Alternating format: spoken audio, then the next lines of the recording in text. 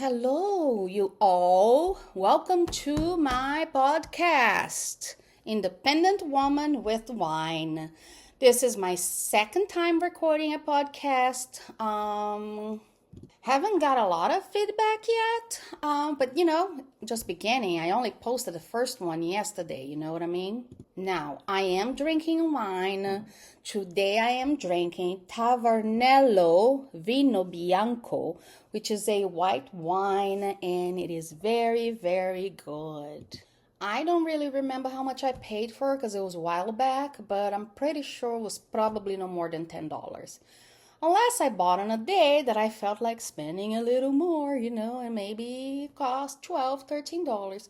I don't remember, but it should be around that. During the day, I was pondering, thinking, what can I talk about on my next podcast? And then I came across a Chelsea Handler, a video where she talks about the running mate of Donald Trump. I don't usually get into politics. Me and my husband cannot talk about politics because he is a fan of one certain candidate and I'm a fan of another candidate. So we don't do that. I like to remain as neutral as I can, but I couldn't help to think about what Chelsea said in that video. And I'm going to play that video for you guys, and then I'm going to talk about a little bit more of it. You might have heard Donald Trump's running mate and future star of his own Dateline episode, J.D. Vance, is ruffling quite a few feathers this week. We're effectively run in this country by a bunch of childless cat ladies who look at Kamala Harris. The entire future of the Democrats is controlled by people without children. Listen up, you wingnut elegy. This country is still controlled by men in systems that were set up by men that are carefully crafted to continue to benefit men. So to put it in women-hating terms, you'll understand you're being hysterical. But let's be clear, there's no correlation between childless people and the presidency. For example, our very first United States president, Mr. George Washington, didn't have children. In fact, he had 2 stepchildren. That's right, just like someone else I know. And to your point about Kamala not being fit because she's not a mother, I'd like to remind you that no president in the history of the United States has ever been a mother. But maybe if she had 5 kids with 3 different men and a scandalous affair with a porn star and was convicted felon, that would be more palatable to Republican men. I mean, my God, are we tired? You sad, diet, Mountain Dew drinking, couch humping, dolphin porn aficionado, all of us childless cat and dog ladies are going to go from childless and crushing it to childless and crushing you in November. And before you tell me he didn't really fuck a couch, spare me. I grew up in New Jersey in the 80s where everyone had a couch in their basement, and I know a couch fucker when I see one. I'm just going to say right off the bat, I did not fact check everything that she said. But I do think she has a point. You can't just call a woman just because she doesn't have children a childless cat lady. So what? Just because she doesn't have children, she has cats, she is less capable of doing a good job running the country. And let's be honest, I don't know much about Donald Trump. I really don't know why people are supporting him. But I don't know politics. All I can see is that he is not a good person, I've seen him in videos on TV making fun of a disabled person. And what about that recording when he was talking to that guy from that channel, which I cannot remember right now, where he says, "Hey, let's grab them by the pussy." I mean, who says that? In my opinion, I don't vote. I'm not a citizen yet. I will be hopefully in a couple of years. But if I did vote, I will vote for Kamala. Not because I think she's going to do a better job. It's just that I know Donald Trump not a good person. When you act the way that you act and you say the things that you say in public, no. All I can do is whoever wins, I pray it'll do a good job in running the country. That's all we can hope for, All I know is the things I hear on TV, things that people tell me. Like I know somebody who's wealthy, and one thing they told me, they don't want Donald Trump to run to be the president again because they think the majority of people, the medium class, low class, will become even more low. Wealth people will be okay. This is actually something he told me. I know I'll be okay if Donald Trump will win. But what about the other people? What about you, Ellie, who works on a regular job full time? And my sister's dog, Fiona, was just barking. She's a Maltese mixed with a Chihuahua, tiny little thing, and thinks she can take on any dog, any size. She's delirious. All of us are working. We are working every day. A lot of us have a full-time job, and then you have side jobs. In my case, trying to do this podcast right now, and I'm selling Scentsy, which is not going very good because I feel like I need to be able to buy their stuff so I can advertise, and I'm broke, super duper broke, that I cannot buy anything. So I'm not really advertising their products, And I do babysitting. Like tonight, I just did one for 4.5 hours, and I made $140 that will help pay the rent this upcoming week. Actually, this week. Today is Sunday, first day of the week. Am I right?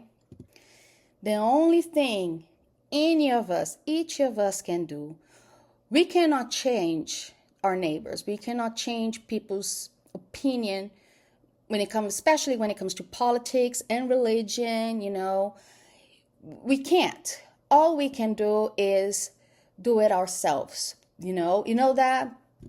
that saying, Gandhi, be the change you want to see in the world. That is very, very true. How can I expect other people to be good and do the right thing when me, myself, are not doing? So I try to be an honest and a right person.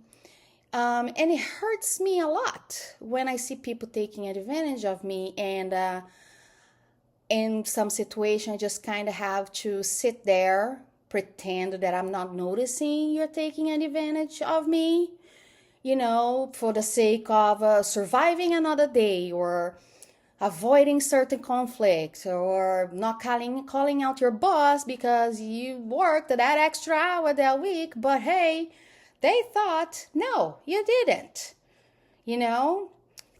but what am I going to do? Now, this one I think is going to be a short one, because I decided to talk about politics, and just like I said, I know nothing. So I just thought I really liked that video that Chelsea Handler posted on Instagram, and like I said, I did not fact check the stuff that she said about George Washington not being, a father, that he was actually a stepfather, but nobody should be called out because they don't have children. I never have children of my own, and I do not think that I am less capable of taking care of kids, which that's what I've been doing for the past 20 years. Was it my choice not to have children? No. It just simply didn't happen. I was never with somebody long enough or loved him enough to think, oh my God, I want to have your baby, But a few years ago, this baby came into my life, and for whatever reason, I don't know why, I fell madly in love with her. And I just could not get over how much I wanted her for myself. If I was a crazy woman, without principles or whatever, I would have kidnapped her for myself. I never loved a child so much. For the first time in my life, I actually had felt what it's like to love a child so much, Like, I don't know if I loved her as much as I would have loved if she was my own baby, but I did. She had to leave being in my care. And suddenly I find myself miserable. I was crying. I had all this love that I had for this kid, and now she was not there anymore. Where do I put this love?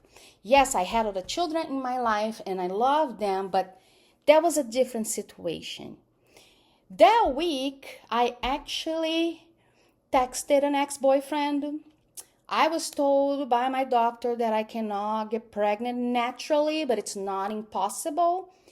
But I knew I was ovulating, and I said, come on over and let's get it on, because if it happens, it happens. If it doesn't happen, it didn't happen. He didn't come.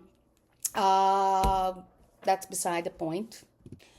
I was just so desperate to have somebody of my own, somebody to love them as much as I was loving that little girl. Those feelings have passed, thank God. I still love the kids that I work with, and I do see this little girl once in a while, and she melts my heart still. But I fell in love with the idea of the baby. I think, in my opinion, I love babies. But as they grow, I lose interest. I mean, they're still cute and everything, but babies are just so... And I also think that's how a lot of people think, you know. They don't think, yeah, we're going to have a baby. Oh my God, I'm so excited. But the baby's going to grow. They're going to turn 2, they're going to turn 3 and 4 and 5 and 6 and 7. And depending on how you raise the children, they might not be as the way you want, you know. But the thing is, we don't have children. I don't even have a cat. I don't have a dog. But I have a stepson, and I have the children that I care for it. And I am capable of watching that children. And I would have been an awesome mom if I had my own kids. But I didn't. That's okay. I'm not upset, you know. Do I wish it had happened? Sometimes. But it's for the best, you know. God knew. It's not going to happen for you. Not in this life, my friend. Anywho, whether you're a mom or not, or a dog mom, or a cat mom, chicken mom, whatever, hit me up if you have your opinion. Send me a message. I would love to hear from you guys, you know, and soon I will be having guests, hopefully have some really cool guests on this podcast that I'm still working on it. But once again, if you made it to the end, thank you so much, and cheers, and until next time. I thought I'd finish again with another meme. This one has a bunch of line-up drinks, and it says on top, it's no longer 5 o'clock somewhere. And in the bottle says, it's 2024 everywhere, and we could all use a drink. And that is the truth. I don't know if for anybody else 2024 it's being that hard like the meme is saying. But, you know, we're in this together, and we will help each other and pray for the best and do our part. Cheers.